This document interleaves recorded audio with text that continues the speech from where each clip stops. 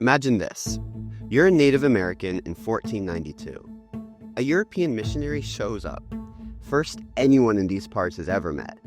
He dramatically warns you that you better not act like the people of Noah, saying that if you do, God might punish you with another flood or some other epic disaster. But here's the thing, Noah? You've never heard of him. And the flood? So what do you even do with that? It's like someone warning you about the dangers of quicksand when you've never even seen sand, let alone quicksand. Now, let's rewind. Like 850 years to Arabia. The Qur'an, which was being recited by Muhammad, talks a lot about Noah. And not just Noah, there's also Jesus, Mary, John the Baptist, and a bunch of other biblical figures you might recognize. But if Arabs had never heard these stories, why is the Quran spending so much time on biblical stories?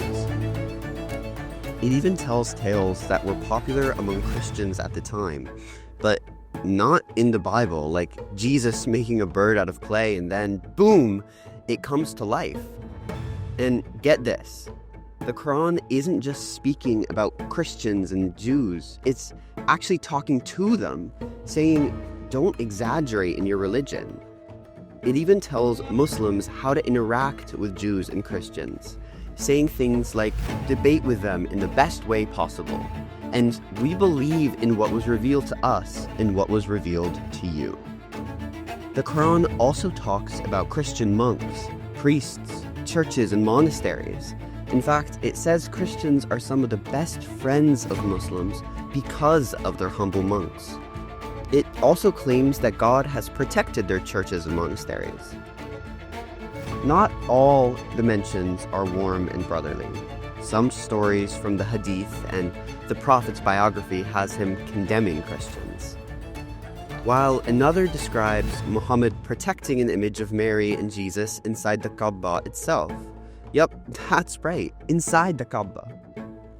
Currently, archaeologists in Arabia are uncovering some pretty wild inscriptions with crosses on them, some pretty close to Mecca and Medina. The more we dig up about Christianity and Judaism in Arabia, the more we start to get what the Quran was talking about. So, what's the takeaway here? It's time to rethink the world Muhammad was preaching in.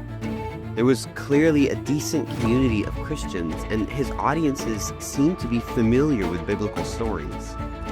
If we really want to understand the origins of Islam, we've got to dive deep into the history of the church, too. Because it turns out, the story is way more interconnected than we imagined.